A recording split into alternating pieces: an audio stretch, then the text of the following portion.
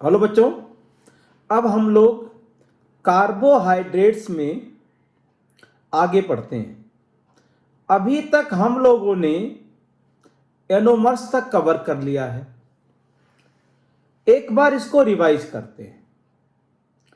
Anomeric carbon पहले क्या होता है देखते हैं कि जब कायरल कार्बन दो ऑक्सीजन से बॉन्डिंग करता है तो उसे एनोमेरिक कार्बन कहते हैं। अरे सुनाई दिया क्या? फिर से सुनो। जब कायरल कार्बन दो ऑक्सीजन से बॉन्डिंग करता है तो उसे एनोमेरिक कार्बन कहते हैं। अब शुगर में जब हेमिएस्टर बनता है या हेमिकीटल बनता है तो एक कार्बन जो है, कायरल कार्बन दो ऑक्सीजन से बॉन्डिंग करता है तो उसे एनोमेरिक कार्बन कहते हैं। अब पर एक एनोमर्स क्या होते हैं? तो स्टीरियो आइसोमर्स, डायस्टीरियोमर्स कह सकते हैं। Diastereomers that differ in the configuration only around anomeric carbon.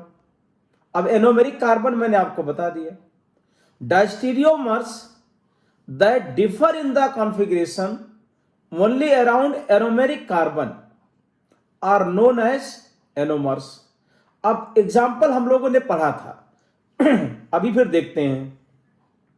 Alpha D glucose and beta D glucose ये एनोमर्स हैं। Alpha D fructose, beta D fructose anomers हैं। तो इनके साइक्लिक स्ट्रक्चर हम डिस्कस कर चुके हैं, लेकिन एक बार और देखते हैं इसमें, क्योंकि आगे हमें इसको यूज करना है। अब alpha D glucose and beta D glucose का स्ट्रक्चर अगर बनाते हैं तो ये हमने 6 मेंबर रिंग यहां पे बनाया था। एक ऑक्सीजन और 5 कार्बन की रिंग।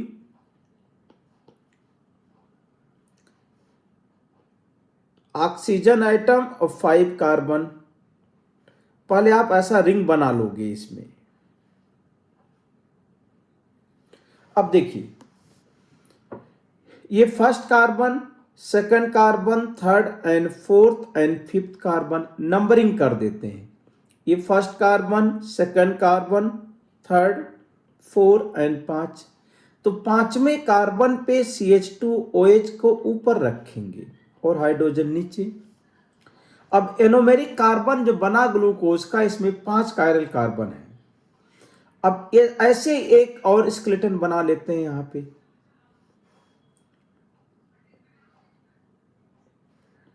अब ये हमारे पास यहां पे दोनों लिख दिया हमने।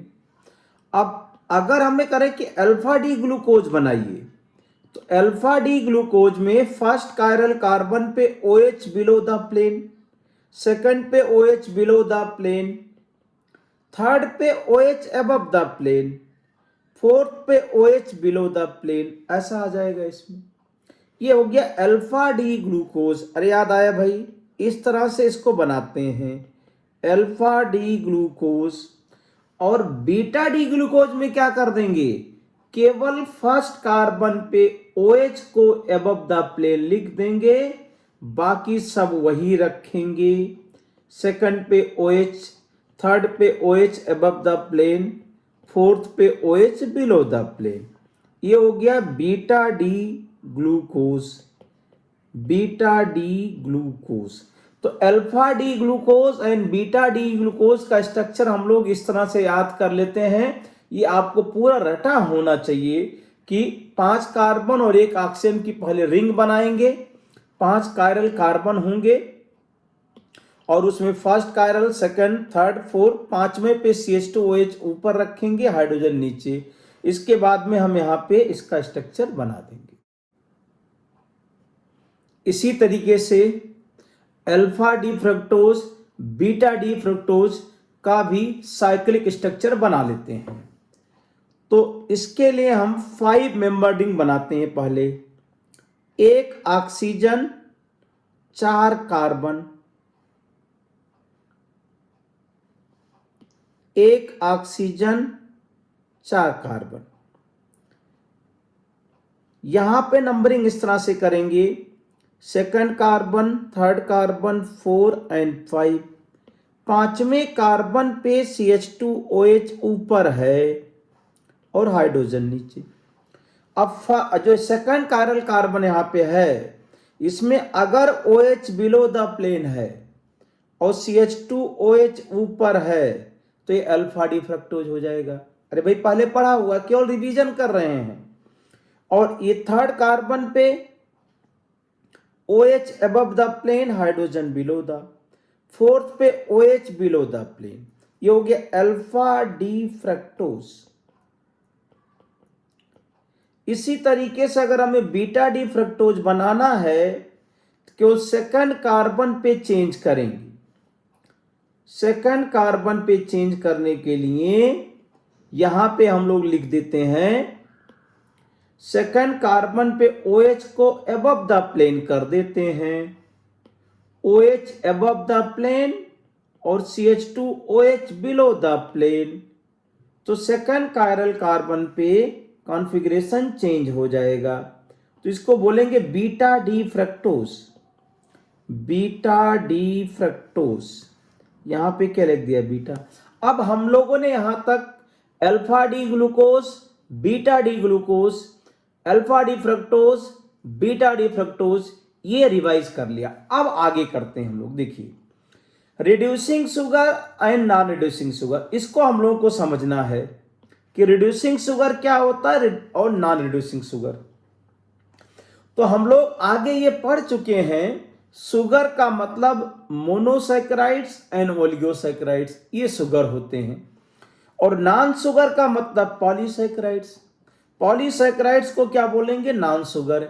एग्जाम्पल बार बार पढ़ते हैं, कितना हमें याद रखना है भाई। Starch, cellulose, glycogen, amylose, amylopectin, ये क्या है, नॉन शुगर है, पॉलीसैकेराइड्स में आते हैं। अब रिड्यूसिंग शुगर और नॉन रिड्यूसिंग शुगर हमें समझना है। तो एल्डिहाइड एंड कीटोन में हम लोगों ने Tollens reagent, Fehling solution and Benedict solution का नाम सुना है। तो जो शुगर टॉलरेंस रिएजेंट को रिड्यूस कर देगा, सुनाई दिया, जो शुगर टॉलरेंस रिएजेंट को रिड्यूस करता है, फेलिंग सॉल्यूशन को रिड्यूस कर देता है और बेनेडिक्ट सॉल्यूशन को रिड्यूस कर देता है, उसको क्या बोलते हैं, रिड्यूसिंग शुगर बोलते हैं। और जो शुगर इनको रिड्यूस नहीं करता है, मतलब Tollens reagent, Fehling solution and Benedict solution को रिड्यूस नहीं करता है, उसको क्या बोलते हैं, नॉन रिड्यूसिंग शुगर कहते हैं। अब देखो कि शुगर में कौन से शुगर रिड्यूसिंग होंगे, ये देखते हैं। तो शुगर कंटेनिंग एल्डिहाइडिक ग्रुप, अगर शुगर में या किसी कंपाउंड में एल्डिहाइडिक ग्रुप है तो टॉलरेंस, फेलिंग एंड बेनेडिक्ट को रिड्यूस करेगा। या फिर alpha hydroxy ketone, alpha hydroxy ketone है जिसे हमने फ्रक्टोज का नाम लिया, हेमी एस्टर एंड हेमी कीटल। तो अगर हम कार्बोहाइड्रेट पढ़ रहे हैं तो शुगर का साइक्लिक स्ट्रक्चर से ही डिसाइड करेंगे। तो शुगर के साइक्लिक स्ट्रक्चर में अगर हेमी एस्टर बन रहा है या हेमी कीटल, तो वो sugar Tollens reagent, Fehling solution और बेनेडिक्ट को रिड्यूस कर देगा, उसको रिड्यूसिंग शुगर बोलेंगे। अरे भाई ध्यान से सुनो कि अगर साइक्लिक स्ट्रक्चर ऑफ शुगर में हेमी एस्टर कार्बन है, हेमी कीटल कार्बन है, तो वो शुगर क्या हो जाएगा, रिड्यूसिंग शुगर हो जाएगा। जैसे हम एग्जांपल लें तो जितने भी मोनोसैकेराइड्स हैं, about 20 monosaccharides are known in nature, ये पहले बता दिया हूं मैं। तो 20 मोनोसैकेराइड्स होते हैं, ये सब के सब क्या हैं, शुगर है। ग्लूकोज, फ्रक्टोज, राइबोज एग्जांपल लिख दिया हमने। अच्छा, और डाइसैकेराइड्स में अगर हेमी एस्टर ग्रुप है या हेमी कीटल ग्रुप है तो रिड्यूसिंग शुगर होगा। अरे सुनाई दिया भाई, हेमी एस्टर या हेमी कीटल, तो माल्टोज एंड लैक्टोज में हेमी एस्टर है, इसलिए रिड्यूसिंग शुगर है। कहीं नॉन रिड्यूसिंग शुगर क्या होगा, ऐसे शुगर जो एस्टर हैं या कीटल हैं, ऐसे शुगर जो एसिटल या कीटल के फॉर्म में है वो नॉन रिड्यूसिंग है, कोई ज़्यादा लफड़ा नहीं इसमें। एग्जाम्पल क्या लिया, सुक्रोज। तो अगर शुगर एसिटल बना रहा है या कीटल बना रहा है तो वो क्या हो जाएगा, नॉन रिड्यूसिंग शुगर। डाइसैकेराइड में हम लोग सुक्रोज पढ़ते हैं, सुक्रोज क्या है, नॉन रिड्यूसिंग है। ठीक है, अब आगे बढ़ते हैं हम लोग। तो रिड्यूसिंग शुगर और नॉन रिड्यूसिंग शुगर में क्लियर है, ज्यादा आपको दिमाग इसमें परेशान करने की जरूरत नहीं है। शुगर का मतलब मोनोसैकेराइड्स एंड ओलिगोसैकेराइड्स। तो मोनोसैकेराइड एंड ओलिगोसैकेराइड में जो हेमीएस्टल या हेमीकीटल है वो शुगर है। आपको याद रखना कि जितने भी मोनोसैकेराइड्स हैं सब शुगर, रिड्यूसिंग शुगर है। और जो हमारे पास डाइसैकेराइड्स है जिसमें हेमीएस्टल या हेमीकीटल है वो रिड्यूसिंग शुगर। अगर एस्टल या कीटल है तो नॉन रिड्यूसिंग शुगर। ये पॉइंट हमें याद रख लेना है। अब अगला टर्म इसमें आता है म्यूटा रोटेशन।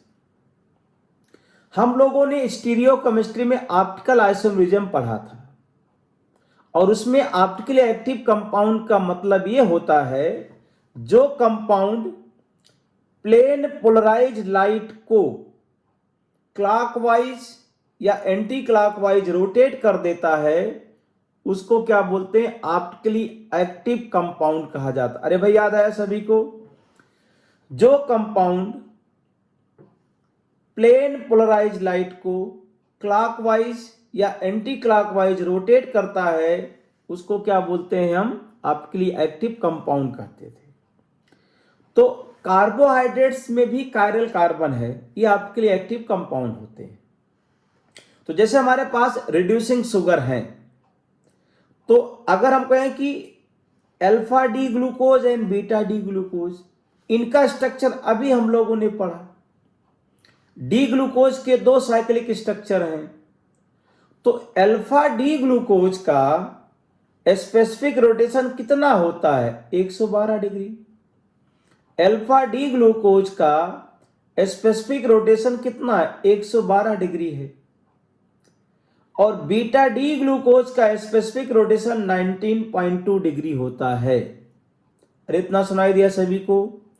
अल्फा डी ग्लूकोज का स्ट्रक्चर हम लोगों ने याद किया, बीटा डी ग्लूकोज का स्ट्रक्चर हम लोगों ने याद किया भी, समझा भी है उसको। तो अल्फा डी ग्लूकोज का स्पेसिफिक रोटेशन 112 डिग्री है, बीटा डी ग्लूकोज का स्पेसिफिक रोटेशन 19.2 डिग्री है। आप करें कि म्यूटा रोटेशन क्या है, तो जो रिड्यूसिंग शुगर होते हैं वही म्यूटा रोटेशन दिखाएंगे। ध्यान से सुनो, शुगर में जो रिड्यूसिंग शुगर है वही म्यूटा रोटेशन दिखाएंगे। ध्यान से, कार्बोहाइड्रेट्स में हमने मोनोसैकेराइड्स, ओलिगोसैकेराइड्स, पॉलीसैकेराइड 3 कैटेगरी लिखे हैं। मोनोसैकेराइड्स एंड ओलिगोसैकेराइड्स शुगर है, पॉलीसैकेराइड नॉन शुगर। शुगर को भी 2 पार्ट में डिवाइड किया, reducing sugar and non reducing sugar. अब रिड्यूसिंग शुगर क्या करते हैं, म्यूटा रोटेशन करते हैं। अब म्यूटा रोटेशन क्या है ये समझते हैं पहले। The spontaneous change in specific rotation of all reducing sugar containing at least 1 hemiacetal group is known as mutarotation. Reducing sugar जो है जिनमें कम से कम एक हेमीएस्टल ग्रुप होता है वही म्यूटा रोटेशन शो करेंगे इसमें। अब स्पॉन्टेनियस चेंज इन रोटेशन का क्या मतलब है, देखिए मानो हमने अल्फा डी ग्लूकोज लिया, जब इसको वाटर में डिसॉल्व किया तो स्टार्टिंग में इसका स्पेसिफिक रोटेशन कितना, 112 डिग्री। अरे सुनाई दिया भाई। जब हमने अल्फा डी ग्लूकोज को वाटर में डिसॉल्व किया, अल्फा डी ग्लूकोज का T=0 पे इसका रोटेशन कितना है, 112 डिग्री है। अब समय के साथ इसका रोटेशन क्या होता है, चेंज। समय के साथ इसका रोटेशन चेंज हो रहा है और एक टाइम आता है ये कांस्टेंट हो जाता है। और किसके बराबर है, 52.7 डिग्री के बराबर है। तो अल्फा डी का 112 डिग्री होना चाहिए था, लेकिन वाटर में डिजॉल्व करते हैं तो ये स्पॉन्टेनियसली अपने आप चेंज हो करके फाइनली 52.7 डिग्री हो जाता है।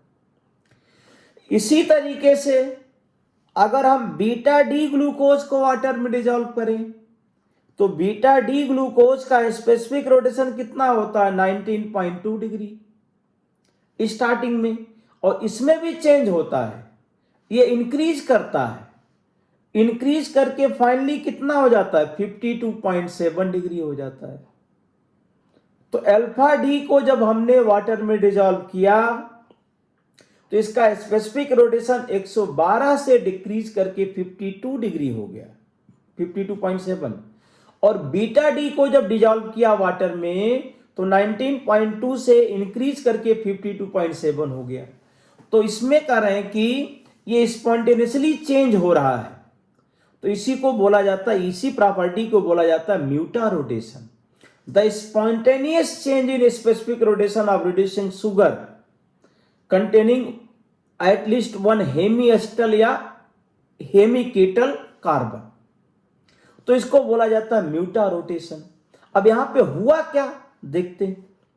मानो आपने अल्फा डी ग्लूकोज 1 मोल लिया, अल्फा डी ग्लूकोज 1 मोल हमने लिया।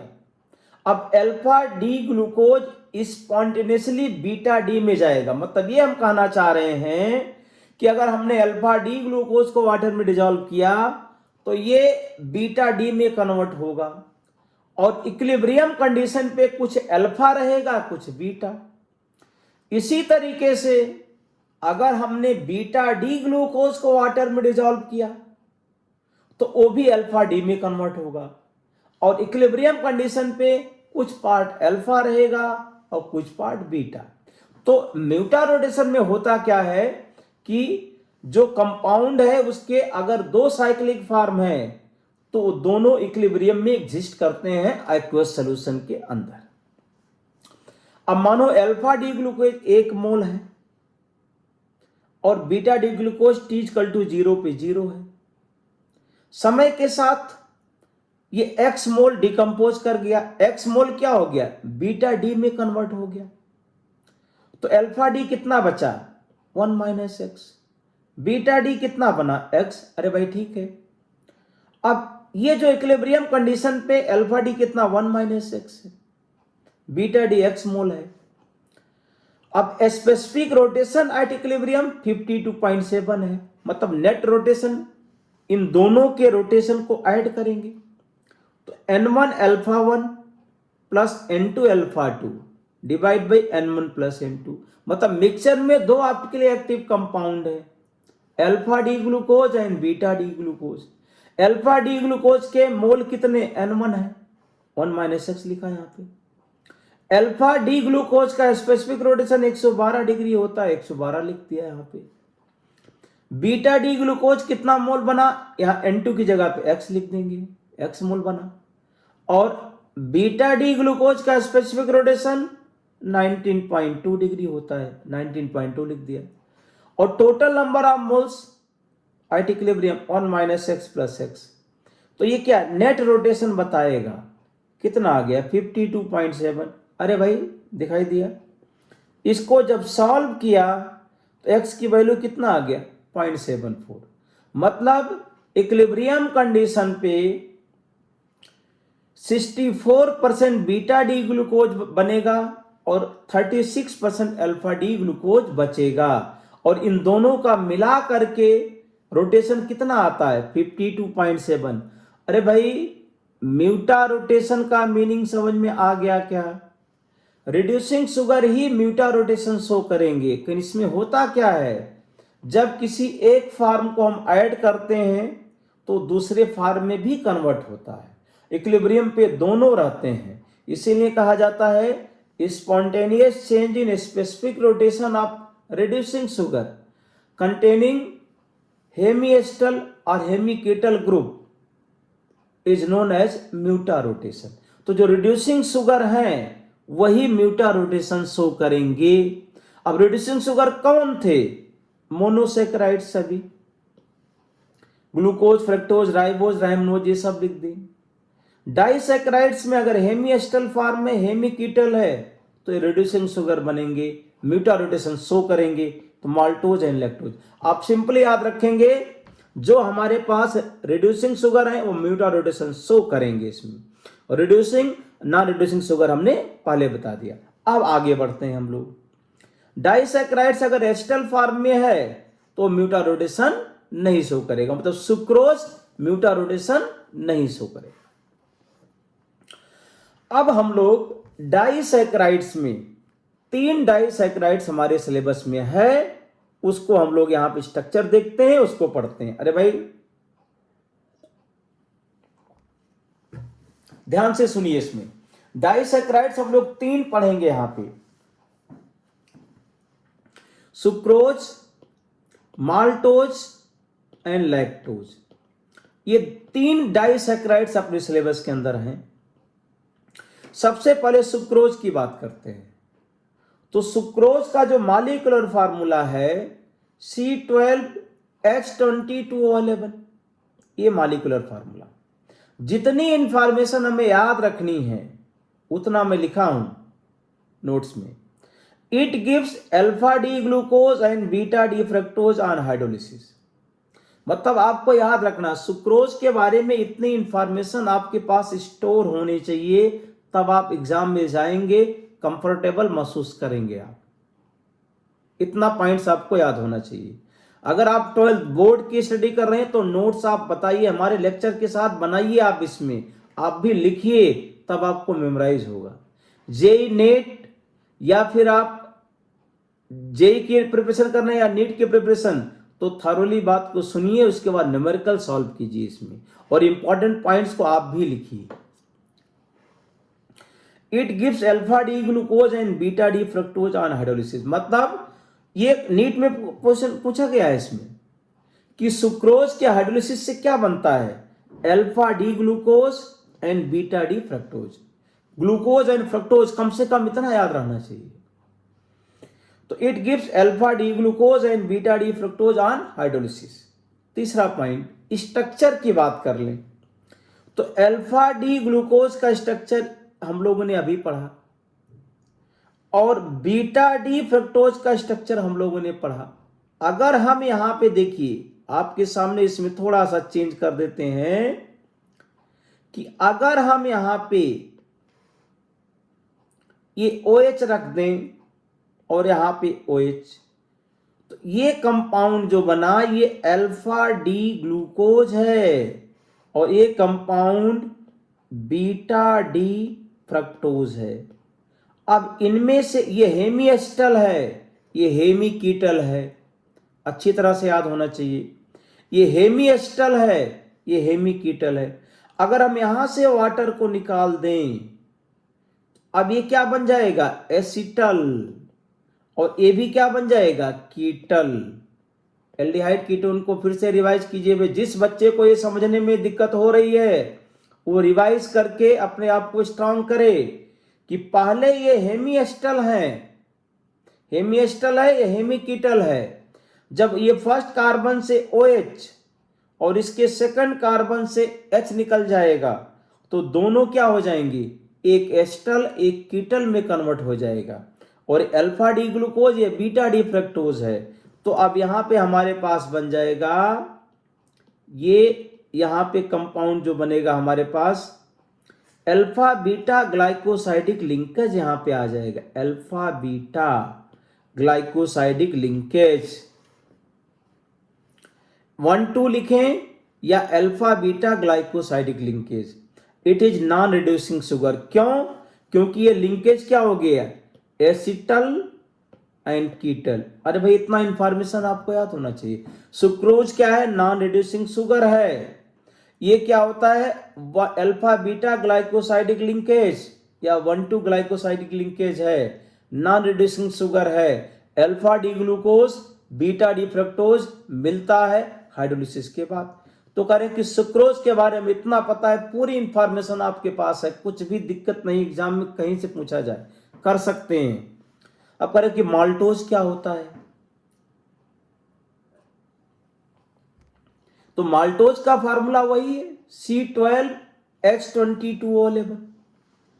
तो माल्टोज का फार्मूला वही है, it gives 2 molecules of alpha D glucose on hydrolysis. मतलब अगर हम माल्टोज का हाइड्रोलिसिस करेंगे तो अल्फा डी ग्लूकोज ही केवल मिलेगा।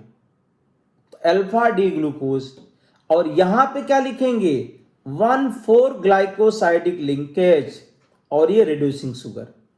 5 पॉइंट लिखें। स्ट्रक्चर, अब अल्फा डी ग्लूकोज का स्ट्रक्चर याद करो, ऐसा बनाया था, ये alpha D glucose, alpha D glucose. तो इसके फर्स्ट कार्बन का OH, इसके 4 कार्बन का H, H2O निकाल दें यहां पे।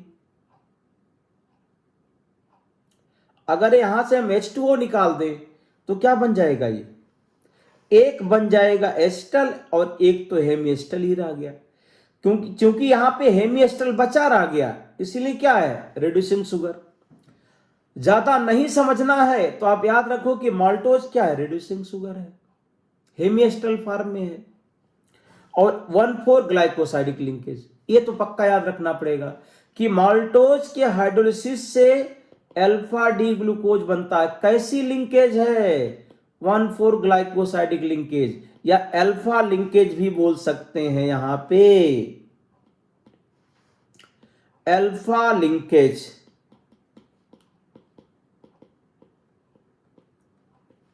अरे भाई ठीक है, तो माल्टोज के बारे में इतना याद रखेंगे। थर्ड डाइसैकेराइड अपने पास है लैक्टोज। तो लैक्टोज का मॉलिक्यूलर फार्मूला वही C12H22O11। अरे भाई यार हट जाना चाहिए इसमें आपको। अब करें कि लैक्टोज ये मिल्क शुगर होता है भाई, लैक्टोज क्या मिल्क शुगर है। अब ये करें कि इसके मोनोमर क्या बनेंगे, तो it gives beta D galactose and beta D glucose on hydrolysis. अरे भाई अच्छी तरह से सुनाई देना चाहिए और आपको याद होना चाहिए कि लैक्टोज का जब हाइड्रोलिसिस करेंगे तो beta D galactose and beta D glucose, ये दो मिलेगा हमारे पास, beta D galactose beta D glucose. कहीं स्ट्रक्चर दिखाओ इसका भाई। तो बीटा डी ग्लूकोज ये बना, यहां पे देखो ये वाला पार्ट है। अगर हम यहां पे OH लिखते और यहां पे OH, तो ये बीटा डी ग्लूकोज है और बीटा डी ग्लैक्टोज। तो बीटा डी ग्लूकोज और बीटा डी ग्लैक्टोज दोनों में डिफरेंस क्या है भाई, केवल 4th कार्बन पे डिफरेंस होगा। 4th कार्बन पे OH अगर नीचे है तो ग्लूकोज है और ऊपर है तो ग्लैक्टोज। तो ये सारी चीजें हमने आपको बहुत अच्छी तरह से कवर किया है। Alpha D glucose beta D glucose, alpha D galactose beta D galactose, ये सारे स्ट्रक्चर हमने पढ़े हैं इसमें। तो बीटा डी ग्लूकोज और बीटा डी ग्लैक्टोज में डिफरेंस 4th कार्बन पे होता है। अब करें कि ये वाला पोर्शन जो है ये बीटा डी ग्लैक्टोज का है, ये वाला बीटा डी ग्लूकोज का है, तो 1,4 ग्लाइकोसाइडिक लिंकेज बनेगा। तो ये वाला हेमिएस्टल बचा रह गया, तो क्या रिड्यूसिंग शुगर है। तो 3 डाइसैकेराइड्स अपने सिलेबस के अंदर है, एनसीईआरटी के अंदर लिखा है। 3 में से 2 डाइसैकेराइड रिड्यूसिंग शुगर है, एक डाइसैकेराइड सुक्रोज जो है वो नॉन रिड्यूसिंग शुगर है इसमें। तो ये इंफॉर्मेशन हम लोगों ने डाइसैकेराइड्स के बारे में मेमोराइज कर लिया, आपको इतना पता होना चाहिए। अब हम लोग आगे बढ़ते हैं पॉलीसैकेराइड्स में। ओलिगोसैकेराइड्स में हमने 3 डाइसैकेराइड्स कर लिए, अब पॉलीसैकेराइड्स की बात करते हैं। अब हमने क्लासिफिकेशन में क्या पढ़ा था,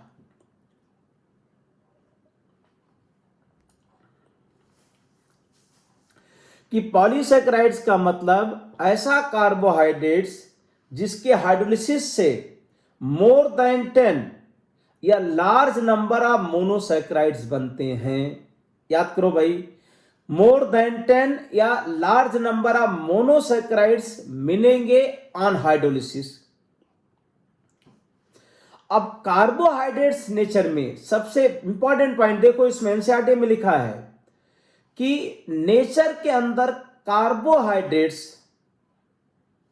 पॉलीसैकेराइड्स के फॉर्म में अधिकतम मात्रा में पाया जाता है। नेचर के अंदर कार्बोहाइड्रेट्स पॉलीसैकेराइड्स के रूप में पाया जाता है और ये पॉलीसैकेराइड्स क्या होते हैं? Acts as food storage and structural materials. तो पॉलीसैकेराइड्स जो है नेचर में, कार्बोहाइड्रेट्स पॉलीसैकेराइड्स के फॉर्म में नेचर में अधिकतम मात्रा में पाया जाता, सुनाई दिया। ये फूड स्टोरेज मटेरियल है या स्ट्रक्चरल मटेरियल्स हैं। जैसे हम लोग स्टार्च खाएंगे अभी आगे, स्टार्च हम लोग खाते हैं तो ये food storage for human being हो जाते हैं। स्ट्रक्चरल मटेरियल, प्लांट से फर्नीचर बनाते हैं, घर बनाते हैं, तो ये स्ट्रक्चरल मटेरियल भी होते हैं। अरे भाई सुनाई दिया। तो नेचर में कार्बोहाइड्रेट्स अधिकतम मात्रा में पॉलीसैकेराइड्स के फॉर्म में पाया जाता है। अरे सुनाई दिया। नेचर में कार्बोहाइड्रेट्स अधिकतम मात्रा में पॉलीसैकेराइड्स के फॉर्म में पाया जाता है। पॉलीसैकेराइड्स क्या होते हैं? Food storage and structural materials होते हैं। फर्नीचर बनाने में, घर बनाने में ये यूज किए जाते हैं। अब इसमें हम पॉलीसैकेराइड्स को यहाँ पे दो कैटेगरी में डिवाइड करेंगे और दो के बारे में स्टडी करेंगे। अपने एनसीईआरटी में इस तरह से ही क्लासिफाई किया गया है। स्टार्च एंड सेलुलोज दो पढ़ेंगे। अब स्टार्च का फार्मूला भी C6H10O5। स्टार्च एंड सेलुलोज दोनों का एक ही फार्मूला लिखा जाएगा। अब करें कि स्टार्च के बारे में जनरल इंफॉर्मेशन बताइए पहले कि स्टार्च क्या होते हैं। तो it is main storage polysaccharides of plant. तो प्लांट्स के अंदर, जैसे प्लांट क्या कहते हैं? गेहूं है, चावल का प्लांट हो गया, पोटैटो हो गया, शकरकंद हो गया इसमें। तो ये करें कि main storage polysaccharides of plant. तो प्लांट में पॉलीसैकेराइड स्टार्च के फॉर्म में स्टोर होता है। Second point, it is most important dietary source of human being. High content of starch किस में पाया जाता? अभी बताया, गेहूं, चावल, पोटैटो हो गया, इसमें रूट्स हो गया, ट्यूबर्स हो गया इसमें आपके। तो इसमें करें कि वेजिटेबल्स, सम वेजिटेबल्स, तो इनके अंदर जो पॉलीसैकेराइड्स है स्टार्च के फॉर्म में है, उसको स्टार्च कहते हैं। तो ये मेन स्टोरेज, मतलब main most important dietary source of human being है। हमारे खाने का मेन सोर्स है स्टार्च के फॉर्म में हम लोग लेते हैं। यहाँ पे ये पॉइंट आ जाता है। कंस्ट्रक्चर क्या है भाई? It is polymer of alpha D glucose और इसके दो पार्ट होते हैं। स्टार्च दो पॉलीमर के फॉर्म में एग्जिस्ट करता है। एक को बोलते हैं एमाइलोज, एक को बोलते हैं एमाइलोपेक्टिन। और फार्मूला क्या है? C6H10O5। अरे भाई याद रहेगा इसमें। तो करें ये C6H10O5N, ये हमारे पास क्या होता है? स्टार्च का फार्मूला। तो स्टार्च के दो कंपोनेंट है, एमाइलोज है, एमाइलोपेक्टिन है। स्टार्च क्या है भाई? अल्फा डी ग्लूकोज का पॉलीमर है। दो कंपोनेंट है। मेन मतलब most important dietary source of human being है। कहाँ पाया जाता है? गेहूं, चावल, आलू, शकरकंद, रूट्स, जितना हम लोग खाते हैं उन सब में क्या होता है? स्टार्च उसी में एग्जिस्ट करता है। स्टार्च को ही खाते हैं हम लोग। करें कि भाई स्टार्च का एक कंपोनेंट एमाइलोज है। तो एमाइलोज क्या है? Straight chain polymer of alpha D glucose. Alpha D glucose को तो मैं बहुत अच्छी तरह से जानता हूं। तो straight chain polymer of alpha D glucose. तो अल्फा डी ग्लूकोज का जो स्ट्रेट चेन पॉलीमर है उसको क्या बोलते हैं? एमाइलोज। और इसमें क्या होता है? अल्फा लिंक या 1,4 ग्लाइकोसाइडिक लिंकेज। स्ट्रक्चर ध्यान से देख लीजिए भाई, एनसीईआरटी में देखिएगा। अल्फा डी ग्लूकोज हमने बताया तो बार बार रिपीट नहीं करेंगे। यहाँ पे अल्फा डी ग्लूकोज का 1,4 ग्लाइकोसाइडिक लिंकेज होती जाएगी तो क्या बनेगा? एमाइलोज। अरे भाई सुनाई दिया। अब करें कि एमाइलोज की एक चेन जो बनती है उसमें 200 से 1000 ग्लूकोज मॉलिक्यूल होते हैं। अब ये नंबर पूछा जा सकता है। क्यों पूछा जा सकता है? क्योंकि एनसीईआरटी में ये नंबर लिखा है। तो इसमें कह रहे हैं कि एमाइलोज की जो स्ट्रेट चेन बनती है उसमें 200 से 1000 ग्लूकोज मॉलिक्यूल हो सकते हैं। अच्छा, स्टार्च के दो पार्ट हमने स्टार्टिंग में बता दिया। तो जो एमाइलोज वाला पार्ट है उसका कितना परसेंटेज होता है? कहीं भाई 15 से 20% होता है। तो स्टार्च में 15 से 20% क्या है? 15 to 20% क्या है? एमाइलोज है। और ये क्या होता है? वाटर में डिजॉल्व होता है। तो सॉल्युबल पार्ट ऑफ स्टार्च क्या है? एमाइलोज है। इतना इंफॉर्मेशन एमाइलोज के बारे में आपको पता होना चाहिए। अरे सुनाई दिया भाई? फिर एमाइलोज क्या है? Straight chain polymer of alpha D glucose, 1,4 glycosidic linkage होगा। एक चेन में 200 से 1000 ग्लूकोज मॉलिक्यूल होंगे। 15 to 20% स्टार्च क्या होता है? एमाइलोज होता है। It is soluble part of starch in water. ये वाटर में क्या होता है? डिजॉल्व होता है। तो एक ये पॉइंट आपको एमाइलोज के बारे में याद रखना है। फिर एमाइलोपेक्टिन क्या होता है?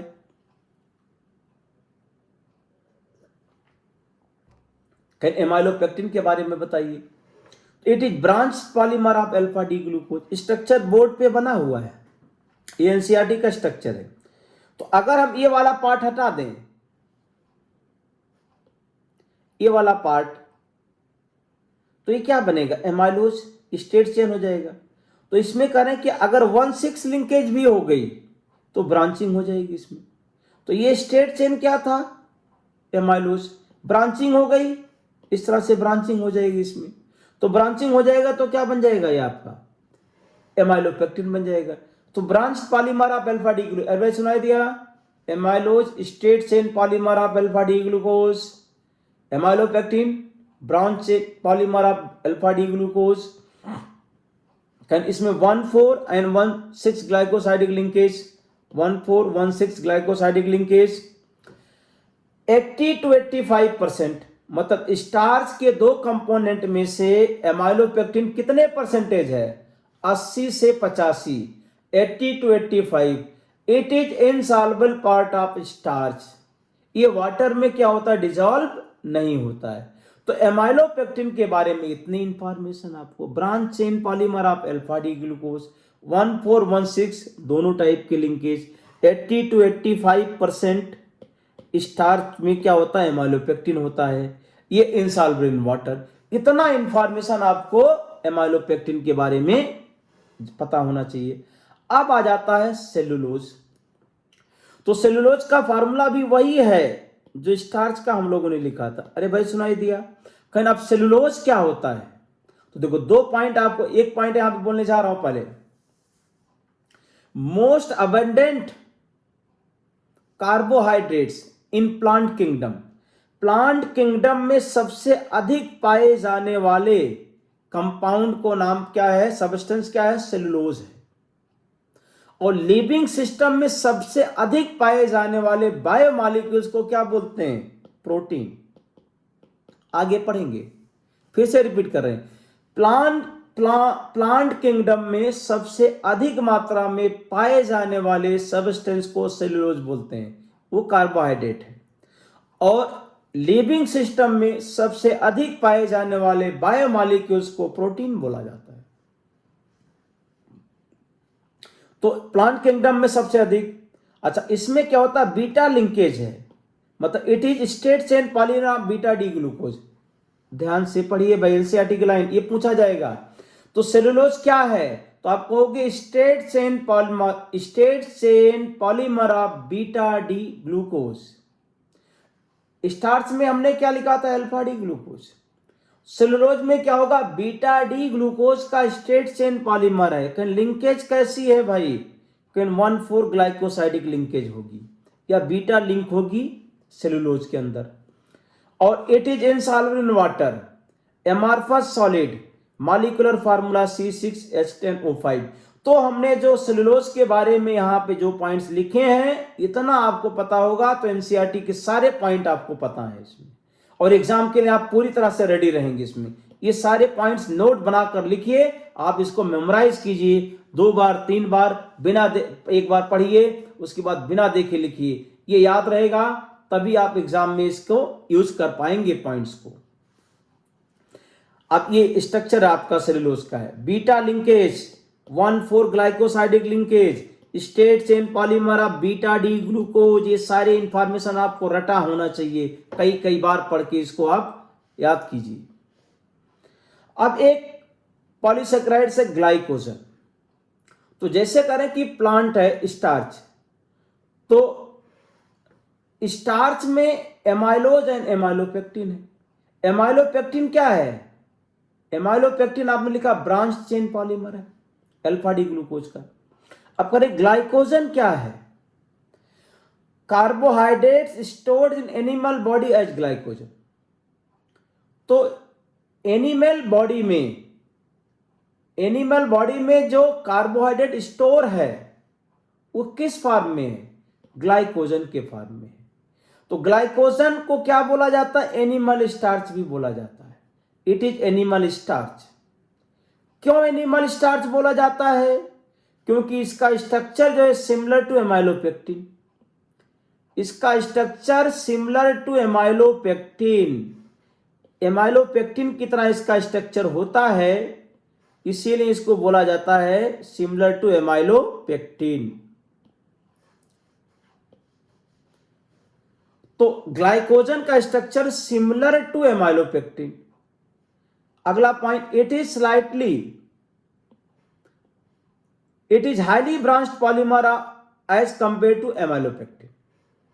ये एमाइलोपेक्टिन के कंपैरिजन में इसमें ब्रांचिंग क्या होती है? ज्यादा होती है। ये एनिमल स्टार्च है, एमाइलोपेक्टिन की तरह इसका स्ट्रक्चर है।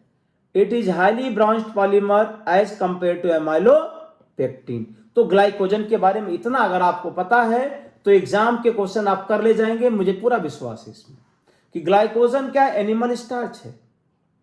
एनिमल के बॉडी में जो कार्बोहाइड्रेट स्टोर है किस फॉर्म में? ग्लाइकोजन के फॉर्म में। मुझे याद हो गया इसमें कि भाई इसका स्ट्रक्चर कैसे? सिमिलर टू एमाइलोपेक्टिन है, इसलिए इसको एनिमल स्टार्च कहा जाता है। कहीं ये क्या? Highly branched polymer as compare to amylopectin. ये स्टेटमेंट आ सकता है, ये जो लाइन है इसमें, ये स्टेटमेंट के एसर्शन रीजनिंग के फॉर्म में आ सकता है, highly branched polymer as compare to amylopectin. तो करें, ये हमने यहां पे ग्लाइकोजन के बारे में बताते, इतना थ्योरी हमने कवर किया। अब देखो, अब कुछ क्वेश्चंस हम लोग कर लेते हैं जो हमने यहां पे अभी म्यूटा रोटेशन, रिड्यूसिंग शुगर, पॉलीसेकेराइड्स के बारे में पढ़ा। अब इसमें हम कुछ क्वेश्चंस करते हैं। तो sucrose, cane sugar is a disaccharide. One molecule of sucrose on hydrolysis gives two molecules of glucose. नहीं भाई, two molecules of glucose, one molecule नहीं, one molecule of glucose, one molecule of fruit. ये NEET में पूछा जा चुका है question, हो गया, पढ़ लिया हमने, थ्योरी बता दिया। Which of the following polymer is stored in the liver of animals? Glycogen अभी पढ़ा, एमाइलोज, सेलुलोज, एमाइलोपेक्टिन, ग्लाइकोज, सबके बारे में बताया। एनिमल स्टार्च क्या? ग्लाइकोजन है, हो गया क्वेश्चन। अब ये क्वेश्चन नंबर 3 आप पढ़िए।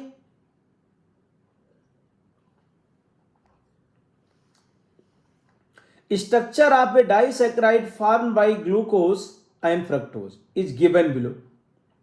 Identify anomeric carbon atom in monosaccharide units. अब एनोमेरिक कार्बन का मतलब जो कार्बन 2 ऑक्सीजन से बॉन्डिंग करे। तो एनोमेरिक कार्बन अगर आप देखो, यहां पे हमने ए पे हाथ रखा है, इसमें जो ए लिखा है, अब ये कार्बन 2 ऑक्सीजन से बॉन्डिंग कर रहा है, एनोमेरिक कार्बन हो गया। अच्छा, ये बी वाले कार्बन पे हमने रखा पेन, अब ये 2 ऑक्सीजन से बॉन्डिंग कर रहा है क्या? 2 ऑक्सीजन से बॉन्डिंग, हाँ देखो ये लिखा, 1 ऑक्सीजन, ये ऑक्सीजन, ये भी एनोमेरिक कार्बन। तो A carbon of glucose and B carbon of fructose, मतलब थर्ड वाला ऑप्शन इसमें क्या हो जाएगा? एनोमेरिक कार्बन हो जाएंगी। 4th एग्जाम्पल देखो, इसमें 3 structures are given below in which 2 glucose units are linked. एक स्ट्रक्चर, 3 स्ट्रक्चर दिए हैं। Which of these linkage between glucose units are between C1 and C4 and which linkage are between C1 and मतलब 1,4 and 1,6। तो आपको ये पहचानना है कि जैसे ये कंपाउंड ये है, ये फर्स्ट कार्बन है, ये हमारे पास क्या एनोमेरिक कार्बन है भाई, ये कार्बन 2 ऑक्सीजन से जुड़ा है, ये कार्बन 2 ऑक्सीजन से जुड़ा है, तो एनोमेरिक कार्बन से नंबरिंग करेंगे तो इसका क्या होगा 1 2 3 4 5 6 1 2 3 4 5 6, तो ये 1,4 लिंकेज। तो ए में क्या है 1,4 लिंकेज है भाई, एज बिटवीन 1,4। अब बी में देख लेते हैं, बी में भी ये एनोमेरिक कार्बन है और ये 6 पे है, नंबरिंग यहां पे एनोमेरिक है, तो बी में 1,6 है भाई। और अगर हम यहां पे देखें 1,4, सी थर्ड में भी क्या है, सी में भी क्या है 1,4 है, तो ए एंड सी में 1,4 है और बी में 1,6, थर्ड ऑप्शन। तो फोर्थ में भी थर्ड ऑप्शन करेक्ट हो जाएगा इसमें, तो फोर्थ में थर्ड ऑप्शन। तो ये कह रहे हैं कि हमने 4 एग्जाम्पल यहां पे देखे। अब इसके बाद ये डीपीपी आप करना, इसमें ये आपका सीयूपी दिया गया कॉन्सेप्ट अंडरस्टैंडिंग प्रॉब्लम, ये आप करना, क्वेश्चन में फ्लैश कर दे रहा हूं इसमें, या आप इसमें सॉल्व करना इसको आप खुद, इसके आंसर भी दिए गए हैं। इसमें से कुछ क्वेश्चंस हम लोगों ने पहले कर लिया है। अब सेकंड कब हम करते हैं यहां पे कॉन्सेप्ट अंडरस्टैंडिंग प्रॉब्लम, यहां पे देखिए, among the following the incorrect statement is cellulose and amylose have 1,4 glycosidic linkage। Incorrect बताना है, बिल्कुल सही भाई, इतना कॉन्सेप्ट हमने कवर कर लिया। अब देखिए आप खुद जज कीजिए कि कहां पे आप हैं। Lactose contains beta D galactose and beta D glucose, बिल्कुल सही है। माल्टोज एंड लैक्टोज है 1,4 ग्लाइकोसाइडिक लिंकेज, बिल्कुल सही है। सुक्रोज एंड एमाइलोज है 1,2 ग्लाइकोसाइडिक लिंकेज, सुक्रोज में 1,2 है लेकिन एमाइलोज में 1,4 है, तो फोर्थ वाला इनकरेक्ट है। तो यहां पे आंसर क्या हो जाएगा आपका डी हो जाएगा। थर्ड क्वेश्चन देखिए, the commonest disaccharide has the molecular formula C12H22O11। तीनों डाइसेक्राइड हम लोगों ने यही पढ़ा।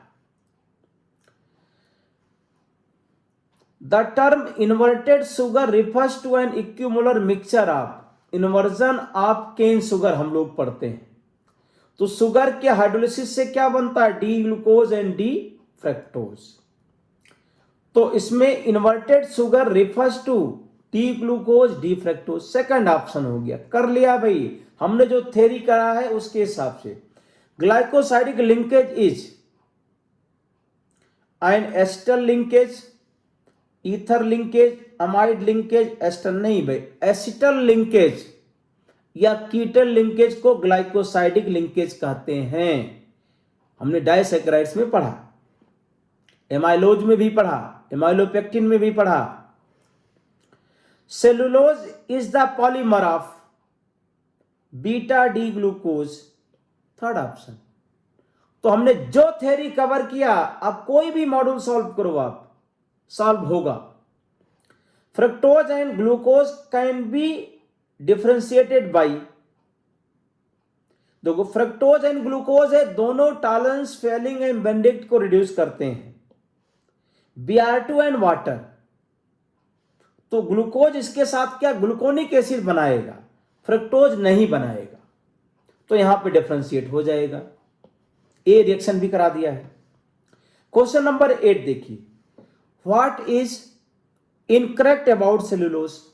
सेलुलोज के बारे में आप क्या जानते हैं, मैंने क्या थ्योरी बताया है, क्या अप्लाई कर रहे हैं। देखिए, इट इज पॉलीसेकेराइड्स, सही है भाई, ये इनकरेक्ट नहीं है। इट हैज बीटा 1,4 ग्लाइको, ये भी सही है। It is non reducing sugar, पहली बात तो ये शुगर ही नहीं है, नॉन रिड्यूसिंग कह सकते हैं। One of the hydrolysis product is galactose, ये इनकरेक्ट है। तो इसमें क्वेश्चन नंबर 8 में सी तो डेफिनेटली इनकरेक्ट है, इट इज नॉन रिड्यूसिंग कह सकते हैं। सेलुलोज क्या है, रिड्यूसिंग नहीं है, नॉन रिड्यूसिंग है। शुगर भी नहीं है, यहां पे शुगर नहीं लिखना चाहिए इनको, इट इज नॉन रिड्यूसिंग केवल कह देते, नॉन रिड्यूसिंग कार्बोहाइड्रेट चल जाता। तो इसमें सी मोस्ट अप्रोप्रिएट कहा जाएगा। What is incorrect about the given structure. अब ये गिवन स्ट्रक्चर में करें कि आपको बताना कि क्या इनकरेक्ट है इसमें। It is sucrose, it is reducing sugar. अगर ये सुक्रोज है तो रिड्यूसिंग शुगर नहीं हो सकता, तो ये इनकरेक्ट हो गया। ये 1,2 ग्लाइकोसाइडिक अल्फा बीटा सही, गिव्स ग्लूकोज एंड फ्रक्टोज सही है। तो अगर ये सुक्रोज है तो सेकंड क्या हो जाएगा, इनकरेक्ट हो जाएगा।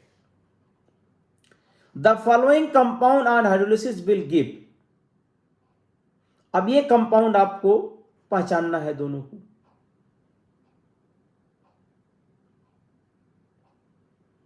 जब हाइड्रोलिसिस करेंगे तो यहां पे OH और यहां भी OH आ जाएगा। अब देखो ये दोनों हमारे पास क्या है, ये 6 मेंबर रिंग, ये 5 मेंबर रिंग बनी। पेयर ऑफ एनोमर्स नहीं बन सकते। ऐसा नहीं कि alpha D glucose beta D glucose ऐसा नहीं बन रहा है, alpha D fructose beta D ऐसा नहीं बन रहा है। तो ये एनेंशियोमर भी नहीं बन सकते, इपीमर्स भी नहीं बन सकते। यहाँ पे 5 मेंबर रिंग 6 मेंबर रिंग बन रही है यहाँ पे। तो pair of molecules having common tautomers, तो ये टाटोमर्स इनके कॉमन हो सकते हैं, बाकी 3 नहीं हो सकते। Question number 11, starch molecules are polymer with repeating glucose units. Select the incorrect statement. Glucose units are joined through alpha glycosidic linkage. The branches of amylopectin are linked to the chain with alpha 1,16 glycosidic linkage. 1,6 glycosidic linkage. A linear linkage of amylopectin are formed by 1,6 glycosidic linkage. Amylose has unbranched skeleton of glucose molecules with 1,4 glycosidic linkage. अब ये 4 option हमें दिए गए हैं, इसमें आपको बताना incorrect.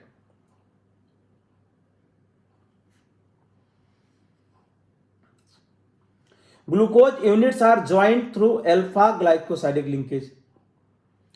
Branches of amylopectin are linked, ये देखो बी एंड सी को ध्यान से देखो आप, 1,6 अल्फा पे 1,6 glycosidic linkage. Branches of amylopectin 1,6 ठीक है। Linear linkage of amylopectin are form by 1 से, लीनियर लिंकेज कैसे बनेगा, थर्ड नहीं हो सकता। इसका 11वीं का क्या हो जाएगा 6, ये ब्रांच पॉलीमर बनता है, लीनियर नहीं बनेगा, ब्रांच बनेगा, तो थर्ड इनकरेक्ट हो जाएगा। Which of the following is reducing disaccharide. Reducing disaccharide के लिए हमें क्या होना चाहिए, डाइसैकेराइड इसको हटा दो, तो हेमीएस्टर बनना चाहिए हमारे पास। तो रिड्यूसिंग डाइसैकेराइड अगर लिखें, देखो यहां पे एसिटल है, ए बी एसिटल है और ए बी एसिटल है, ए बी एसिटल है, एसिटल एसिटल तो नॉन रिड्यूसिंग। ये हमारे पास यहां पे एसिटल, अगर एसिटल एसिटल हो गया तो नॉन रिड्यूसिंग हो जाएगा। ये बी वाला जो है ये हेमी एसिटल है, यहां पे क्या हो जा रहा है एसिटल, एसिटल कीटल, एसिटल कीटल हो गया। ए बी क्या हो जाएगा, एसिटल एसिटल दोनों हो गए, तो बी क्या हो जाएगा, रिड्यूसिंग हो जाएगा। 12वीं का बी देख लीजिए इसमें। Which one of the following pair is correctly matched? Sucrose reducing sugar गलत, ग्लूकोज म्यूटारोटेशन सही है, सुक्रोज मोनोसैकेराइड गलत है, फ्रक्टोज एल्डोज शुगर गलत है, सेकंड हो गया 13 का बी।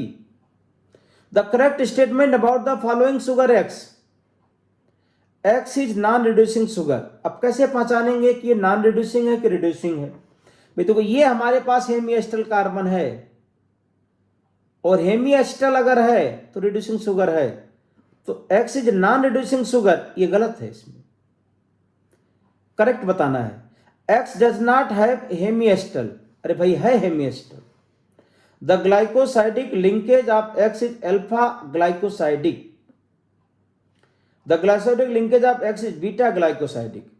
अल्फा एन, अब देखो ये हमारे पास OH अगर ऊपर है तो बीटा होता है, तो D14 का D बीटा ग्लाइकोसाइडिक लिंकेज है भाई, पहचानो आप इसको।